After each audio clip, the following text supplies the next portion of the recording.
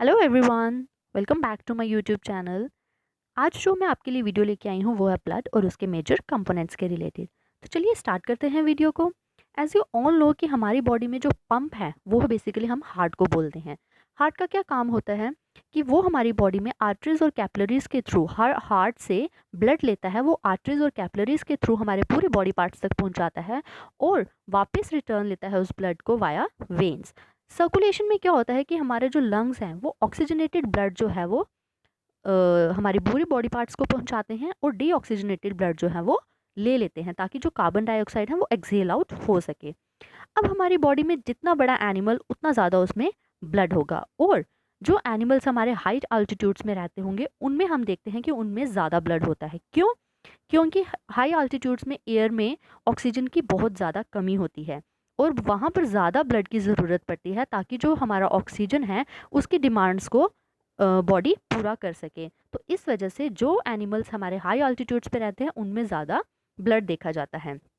और हमारे ब्लड के जो हैं वो मेन 4 कंपोनेंट्स हैं। कौन कौन से हैं? Plasma, red blood sales, white blood cells and platelets. Plasma जो है वो 55% जो है हमारे ब्लड का हिस्सा है। रेड ब्लड सेल्स जो है वो 44% है। वाइट ब्लड सेल्स और जो हमारे प्लेटलेट्स हैं ये ओनली 1% जो है वो हमारे ब्लड में पाए जाते हैं। तो चलिए स्टार्ट करते हैं इसके कंपोनेंट्स से। सबसे पहला कंपोनेंट है प्लाज्मा। प्लाज्मा एक क्या है? एक लिक्विड है, एक फ्लूइड है जो हमारी बॉडी में हमारे ब्लड के अंदर जो 55% वहाँ पर प्रेजेंट है। सबसे ज़्यादा हमारी बॉडी में प्लाज्मा है। अब प्लाज्मा में 90% जो है वो वाटर है और जो उसका 10% है उसमें हमारे glucose, hormones, waste, minerals, vitamins, proteins, जितने भी सब्सटेंसेस बाकी बच के वो हमारे प्लाज्मा में हैं।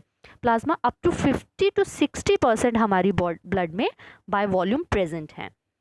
नेक्स्ट हमारा जो है वो है red blood cells. As you all know कि हम रेड ब्लड सेल्स को इरिथ्रोसाइट्स भी बोलते हैं और रेड ब्लड सेल्स का मेन रोल होता है कि वो लंग्स से ऑक्सीजन को लेके आते हैं और हमारे पूरे बॉडी पार्ट्स तक पहुंचाते हैं। और ऑक्सीजन आता किसके थ्रू है वो मैंने आपको कल बताया था कि हमारी बॉडी में एक प्रोटीन पार्ट होता है जिसको हम हीमोग्लोबिन बोलते हैं, जो कि फर्दर 2 पार्ट्स का बना है, एक हीम और एक ग्लोबिन। ग्लोबिन जो है वो प्रोटीनिशियस पार्ट है और हीम जो है वो नॉन प्रोटीन पार्ट है।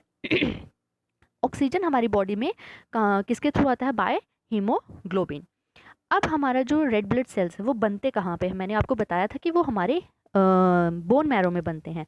बट इन फीटस यानी कि जो मदर के वॉर्म में जो बेबी होता है उस टाइम जो आरबीसीज बनते हैं वो बनते हैं हमारे लीवर और स्प्लीन में। और आफ्टर बर्थ जो बेबी होता है उसके जो रेड ब्लड सेल्स हैं वो कहाँ पर बनना शुरू हो जाते हैं? बोन मैरो में।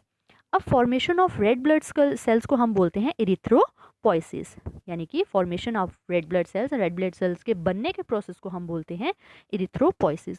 और अगर किसी भी इंसान में डेफिशिएंसी ऑफ आरबीसीज हो जाती हैं तो उसको उस कंडीशन को हम बोलते हैं एनीमिया। ज़्यादातर जो हमारे आरबीसीज हैं वो कहाँ पर स्टोर रहते हैं? स्प्लीन में। और मैंने आपको बताया था कि हमारे जो आरबीसीज का जो लाइफ स्पैन रहता है वो यूजुअली 120 डेज का रहता है। तो चलिए अब नेक्स्ट पढ़ते हैं हमारा वाइट ब्लड सेल्स या जिसको हम ल्यूकोसाइट्स भी बोलते हैं। वाइट ब्लड सेल्स को हम बेसिकली क्या बोलते हैं कि ये हमारे डिफेंस मैकेनिज्म में हेल्प करते हैं। हमारी बॉडी में कोई भी इन्फेक्शंस हो जाए, कोई भी वायरस आ जाए, कोई भी बैक्टीरिया आ जाए तो उससे जो सबसे पहले लड़ता है वो है वाइट ब्लड सेल। अब हमारी बॉडी में डिफरेंट तरह के वाइट ब्लड सेल्स होते हैं। वाइट ब्लड सेल्स का अगर काउंट बढ़ जाता है तो उसको हम ल्यूकोसाइटोसिस बोलेंगे। वाइट ब्लड सेल्स के अगर काउंट हमारा बढ़ जाता है तो उसको हम ल्यूकोसाइटोसिस बोलेंगे। और अगर उसका काउंट जो है वो कम हो जाता है यानी कि फॉल इन डब्ल्यूबीसी काउंट हो जाए तो उसको हम ल्यूकोपीनिया बोलेंगे। Leukocytosis and leukopenia. Rise in WBC count is known as leukocytosis and the fall in the WBC count is known as leukopenia। और जिस तरीके से फॉर्मेशन ऑफ आरबीसी को हम बोलते थे इरिथ्रोपोइसिस, उसी तरह फॉर्मेशन ऑफ ल्यूकोसाइट्स को हम बोलते हैं ल्यूकोपोइसिस। ठीक है, आप इनको कोरिलेट कर सकते हो। ल्यूको मीन्स वाइट वाला और इरिथ्रो मीन्स रेड वाला, तो बाकी तो सेम ही है। मैंने आपको बताया था। अब WBC आगे फर्दर कितनी तरह के होते हैं? I will show you in the picture. Here it is different types of the white blood cells. हमारी बॉडी में न्यूट्रोफिल्स हैं, इजिनोफिल्स हैं, बेसोफिल्स हैं, ल्यूकोसाइट्स हैं, लिम्फोसाइट्स हैं और मोनोसाइट्स हैं। न्यूट्रोफिल्स का सबसे पहला काम होता है कि अगर हमारी बॉडी में कोई बैक्टीरिया या वायरस एंटर करता है तो उससे पहले जो हमारा डिफेंस बनता है वो है न्यूट्रोफिल्स। इजिनोफिल्स हमारी बॉडी में क्या काम करते हैं, अगर आपकी बॉडी में कोई अलर्ट करने में हेल्प करता है। तो ये कुछ टाइप्स हैं जो हमारे वाइट ब्लड सेल्स की हैं। अब नेक्स्ट हमारा जो रह गया था वो है प्लेटलेट्स। प्लेटलेट्स को हम और क्या बोलते हैं, थ्रोम्बोसाइट्स।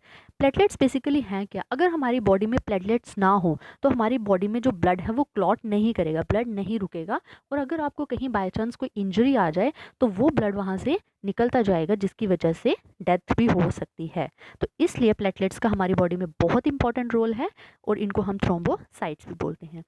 अगर हमारी बॉडी में increase in number of platelets हो जाए तो उसको हम बोलते हैं थ्रोम्बोसाइटोसिस। अंडरस्टैंड, अगर हमारी बॉडी में इंक्रीज हो जाए नंबर ऑफ प्लेटलेट्स तो उसको हम थ्रोम्बोसाइटोसिस बोलते हैं, और अगर उसका डिक्रीज हो जाए यानी कि नंबर प्लेटलेट्स का डिक्रीज हो जाए तो उसको हम थ्रोम्बोसाइटोपिनिया बोलते हैं।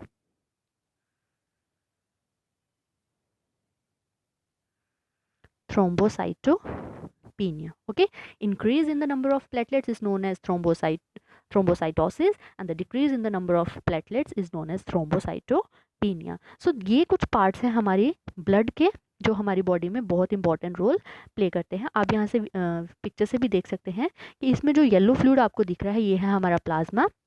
उसके बाद एरिथ्रोसाइट्स जो हैं वो रेड कलर के, ल्यूकोसाइट्स वाइट ब्लड सेल्स, और प्लेटलेट्स जो हैं वो इसमें पिक्चर में दिखाए हैं।